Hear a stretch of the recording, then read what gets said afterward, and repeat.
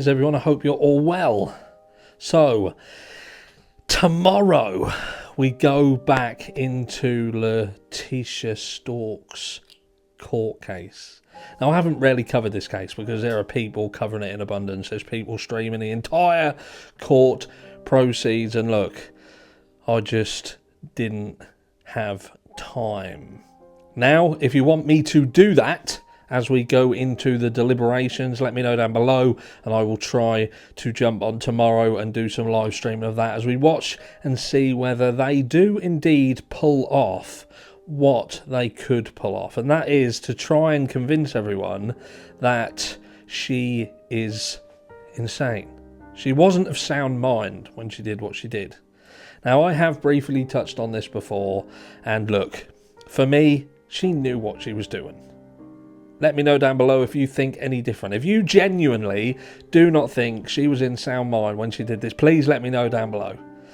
Because I don't really like to argue with people, in the sense that I appreciate that everyone has their own opinion, everyone's got a different interpretation of things that are put in front of them.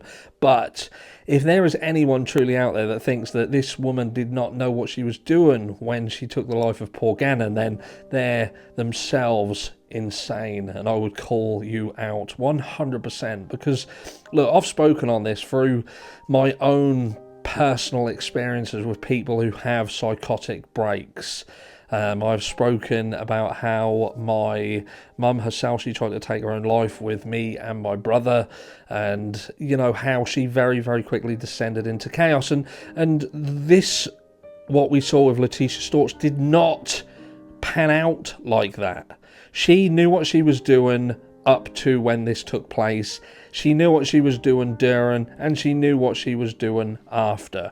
This was not something that was planned. I wouldn't say she planned it in the sense that this was a really intricately planned situation.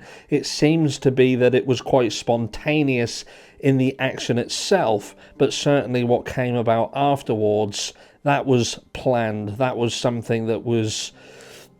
And when I say planned, I mean it was someone of sound mind. It wasn't someone who had had some kind of psychotic break and had fled the scene and come back and found what had happened. And it doesn't go hand in hand. And I know that some people who have tried to support her claims have said that people are wrong and these things can happen. I would argue that. I would argue that every single thing that she did, especially in the aftermath of the crime itself, points towards someone with utter sound mind. She was focused on her own getting away with it.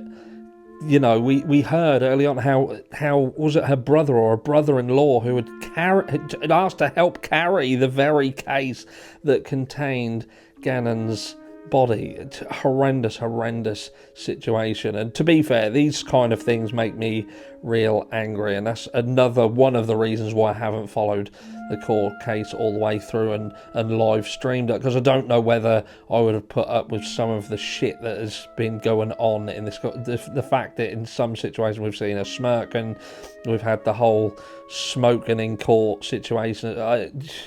Oh my word, it's just insanity to me.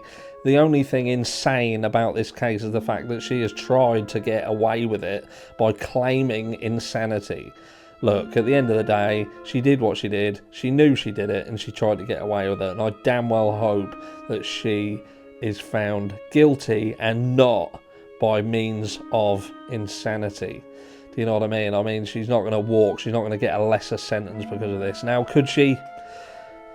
It's looking like she could possibly. I think there's a few people at this moment on tenterhooks, but for me, if she gets away with it in that sense and she's convinced them, then something's very, very wrong in the justice system. Let me know down below what you think, and I'll catch those of you who are joining me tonight in the live.